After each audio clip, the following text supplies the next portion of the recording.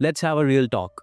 We know that if you go to the US in 2026, you might be taking up a loan. A lot of people do, and that's okay. You're taking up a loan, you're studying overseas, or your parents are investing a massive sum of money just so that you could study there, right?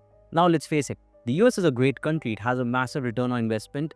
And if you do end up studying over there, more likely than not, you'll pay off the loans, you'll pay off your parents, and you'll have more money on top of it with a good qualification. Basically, you get a bit of a head start. This was what used to happen until a couple of years ago. But what's happening in the last 1 year or so is different. No longer are you going ahead, getting a job and, getting $100,000 salary and settling down in the US, driving a Tesla very easily. Those days seem to be something of the past. The pathway from F1 to H1B to EB2, EB3 does not seem to be intact anymore. And you know why? Take a look at this table, for instance. Just look at the timeline for India. I'm just giving you an example of India. And for other countries also, EB2, EB3, they have a backlog. But for India, it's much worse. If you're from India, EB2, they're processing for people, starting to process for people who applied in December 2013. People who went to the US 12 years ago. They are now getting the notification that yes, you can now start applying for your green card. Think about that. 12 years they've been waiting on the H1B. Luckily, the H1B, it has been stable till now. But now, let's face it, this timeline is going to become longer and longer. More and more people have applied. You might have to wait not just 12 years, but 20, 30 years before you get your green card if you apply today under EB2, EB3. So first off, this wait time between H1B and EB2, EB3 has gotten so long. So getting a green card seems almost impossible.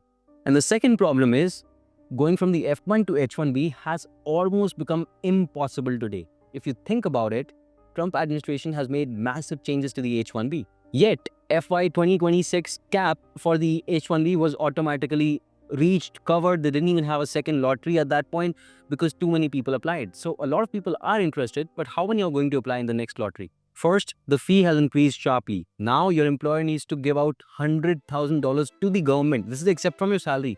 $100,000 to the government and then $100,000 to you for your salary to be able to sponsor you for the H1B. Think about this. If they have to pay $200,000, why can't they go ahead and hire a Native American worker who will work at probably $150K?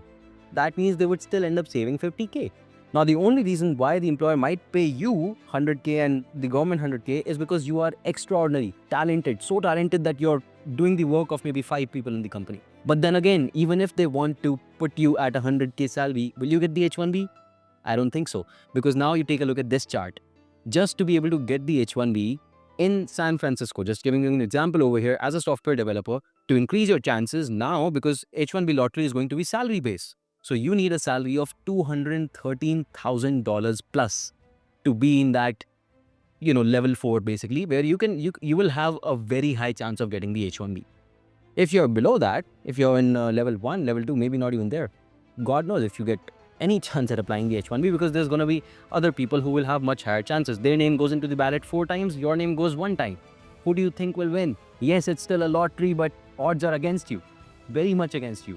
I say this not to discourage you, but to let you know the reality, because I feel like you guys watching this, I've been connected to some of you guys for 5-6 years through this channel. I know your personal life. We've had discussions, we've talked, we've sat down, and I still am in touch with so many of you guys. And I care about you guys. I know that this is something that would impact me just like it would impact you. I've been an international student, and I know that this is not easy to digest, but you need to look at the data. And don't just stop there. Also look at number 2, OPT. Now what's happening with the students is that USCIS is just showing up at their door randomly, asking them questions about what they're doing on the OPT.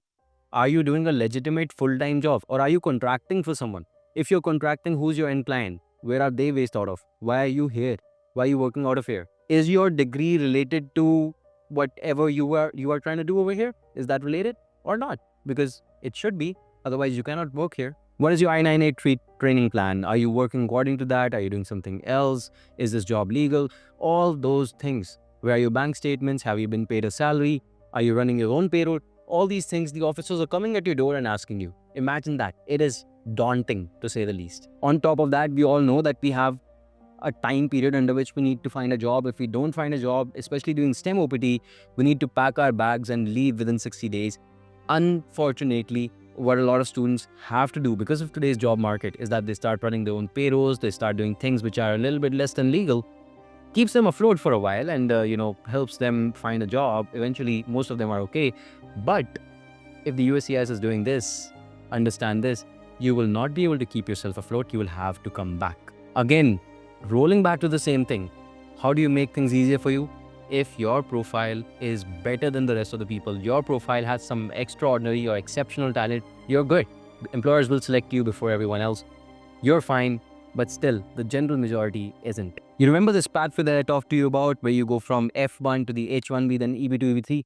This pathway is considered to be broken as of today. Not by me, but by employers and students themselves. What do you need today? You need to look at an alternative pathway. Instead of the H1B, we put an O1. Why? Because it's talent-based, no salary threshold, by the way. You don't need to worry about that. But you need to have 3 out of 9 points covered. And you might actually have that. If you work towards building your profile from today itself, you will have that. Not just might. I know you will, because it's possible. The thing is, back in the day when H1B started, US needed a lot of workers. They still need a lot of workers, but things are a lot different today, right? Bar is getting higher and higher and higher. And just being in the field of computer science or medicine and just studying in the US is not considered good enough as of today, at least. You need to have some talent that other people simply don't have.